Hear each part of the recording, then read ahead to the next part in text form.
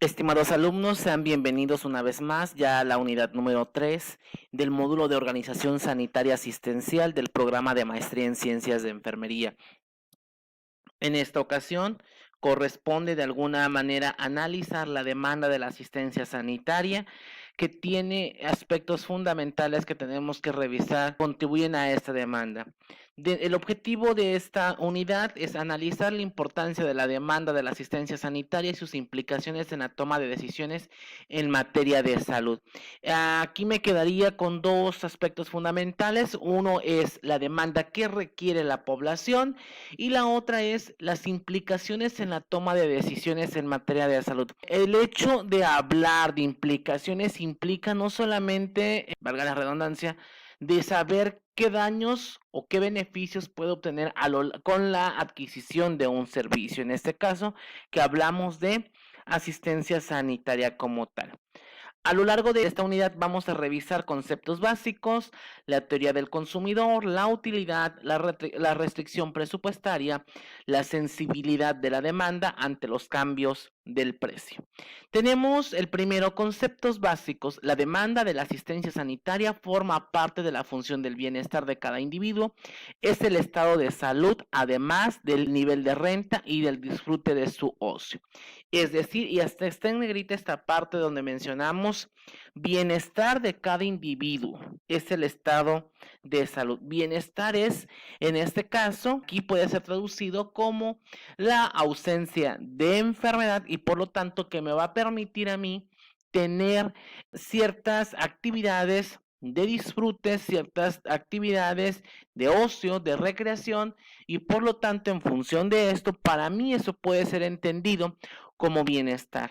Entonces, a través de esta demanda de las asistencias sanitarias podemos satisfacer nuestras necesidades, que puede ser traducido en bienestar y por lo tanto voy a tener un disfrute de ocio o de actividades recreativas. La demanda tiene que ver qué es lo que yo estoy solicitando y aquí tenemos que abordar ciertos aspectos. Uno es la demografía poblacional. Hablar de demografía poblacional, debo de considerar también que hoy en día la pirámide poblacional se está invirtiendo. Anteriormente había más población joven en comparación con la población adulta. Hoy en día, de acuerdo a las tendencias mundiales, nacionales y estatales, existe más población adulta que población joven. ¿Esto qué significa? Pues también con el proceso de urbanización, la parte del desarrollo tecnológico que ha minimizado estos aspectos. Tenemos que ver también aquí la morbilidad o epidemiología. Hoy en día también están apareciendo nuevas enfermedades y aquí tenemos que resaltar dos aspectos, las enfermedades emergentes y las enfermedades reemergentes. Entonces, tenemos que hablar de las enfermedades no transmisibles y de las enfermedades transmisibles, los cuales nos van a permitir a nosotros tener una idea mucho más clara, mucho más precisa de lo que es este panorama epidemiológico. El panorama epidemiológico, debemos de saber cuántas personas se enferman, cuántas personas mueren, de qué están muriendo, en qué edades están muriendo y cuáles son los factores asociados que pudieran contribuir a la presencia de las causas de morbimortalidad. En ese sentido, pues es muy importante poder comprender este proceso epidemiológico o esa transición epidemiológica que estamos teniendo hoy en día, que es derivada de todos los procesos económicos, políticos, sociales, pero también que va en función del panorama epidemiológico. El siguiente aspecto es la utilización de los servicios de salud o necesidades de atención médica. Esto va ligado con la población, la demografía, va ligado con la morbilidad y va ligado también con los servicios que estoy ofertando. Los diferentes modelos de prestación de servicios de salud, en ese sentido, pues ya lo habíamos revisado en una de las unidades anteriores. Hablamos de servicios de salud públicos o privados. Tiene que ver también el crecimiento económico y el crecimiento relacionado con el gasto de la salud. El crecimiento económico tiene que ver en el sentido de cuánto gano y cuánto puedo invertir en mi salud. El gasto relacionado a la salud, es decir, cuánto los gobiernos invierten en la atención a la salud de las personas y que eso de alguna manera les va a permitir satisfacer sus necesidades individuales o colectivas. Entonces, esos aspectos de alguna manera van a contribuir a la parte de la demanda. La teoría del consumidor, pues en esta parte de la teoría del consumidor, los consumidores, obviamente que somos cada uno de nosotros, demandamos bienes o servicios con el objetivo de satisfacer sus preferencias y saciar sus necesidades. Yo en este momento requiero ropa, voy y la compro. Yo en este momento requiero servicios de salud o me siento enfermo, tengo una cefalea, tengo mialgias, tengo artralgias, recurro a un servicio de salud para poder satisfacer esa necesidad. No obstante, en la práctica, el conjunto de bienes demandado por cada uno de estos está determinado también por otros factores y condiciones. El factor principal es el nivel de ingresos neto de cada individuo. Aquí, la teoría del consumidor es, yo puedo, un ejemplo claro y sencillo, es decir, yo tengo una cefalea, mialgias, artralgias, presento mareos y todo lo que pueda suscitarse. ¿A quién yo? Obviamente, porque tenemos esa ideología de que los servicios de salud privados son mejores que los públicos. Entonces, yo quisiera ir a un servicio privado. Sin embargo, pues no tengo la disponibilidad económica y por lo tanto tengo que ir a un público. En ese sentido va la teoría del consumidor, que es lo ideal, pero también aquí va ligado, qué es lo real. En este sentido, la teoría del consumidor busca, de alguna manera, determinar cómo el consumidor desea asignar y distribuir su renta para adquirir distintos bienes o servicios consiguiendo el mayor grado de satisfacción posible. Hablamos de una motivación, que es lo que yo les mencionaba, que esta motivación tiene que ser una necesidad existente si realmente lo requiero, tiene que ser una necesidad latente. La decisión de la compra, que aquí tiene que ver con un comportamiento o el patrón de la compra y las preferencias que yo tengo. La decisión y las preferencias van a decidir ese patrón de compra. Por lo tanto, me lleva a la experiencia también, factores internos y externos. Tal vez ya fui con este médico, pero no me funcionó. Tal vez tengo que ir, me han recomendado esto. Entonces, para la decisión de la compra de un servicio, tiene que ver las cuestiones de motivación y tienen que ver los factores de experiencia.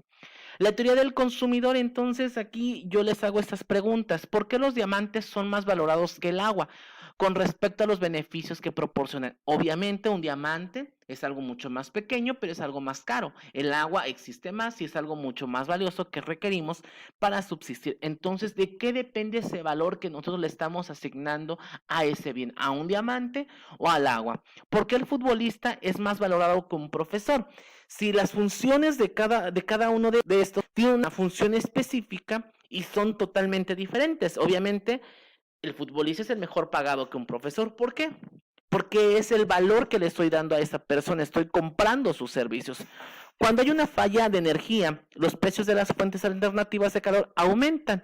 A las cosas que realmente le tendríamos que dar valor, no se lo proporcionamos en el sentido de que, ¿por qué estamos ocasionando ese tipo de situaciones? En 1980 las computadoras tenían precios elevados, actualmente han reducido su precio y el consumo es mayor.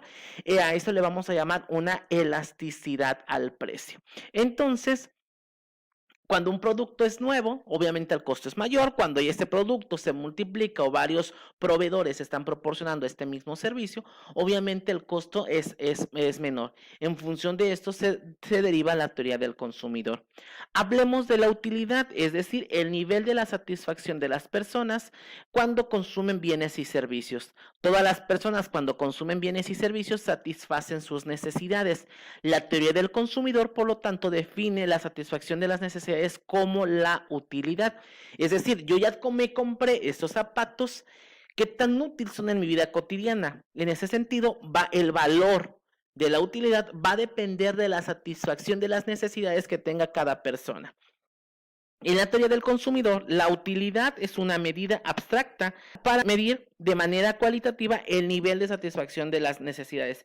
Es decir, tal vez estos tenis que me ofrecieron en la televisión, que me visualizaron, que escuché que son muy buenos, pues bueno, me los tengo que probar y en función de esa utilidad, pues yo voy a decir que si realmente funcionan o no.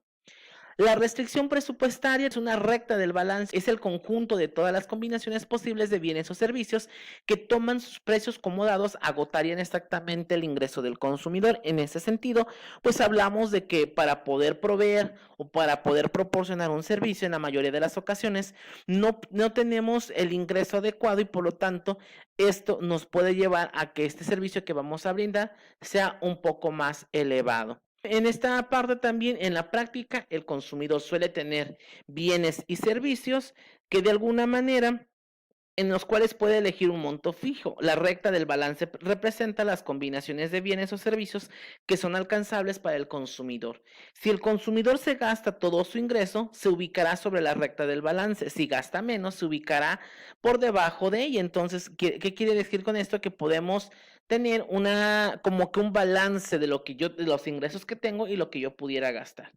Y por último, tenemos la sensibilidad de la demanda ante los cambios. Por ejemplo, vean, el precio de un producto, ahí podemos observar, se va a determinar en función de todos los factores que pudieran intervenir en ello. En la segunda imagen ustedes tiene 800 pesos. En la imagen sandía cuesta 1000 pesos, son más grandes. En la otra están más económicos, 900, pero son un poco más pequeños. Entonces, ¿qué es lo que buscamos? Y en la tercera imagen podemos visualizar que existen 3 productos. Es el mismo, pero tiene diferente proveedor, diferente marca, que de alguna manera pues hace que su valor sea un poco mayor o menor. En ese sentido, hablamos de demanda de los servicios de salud.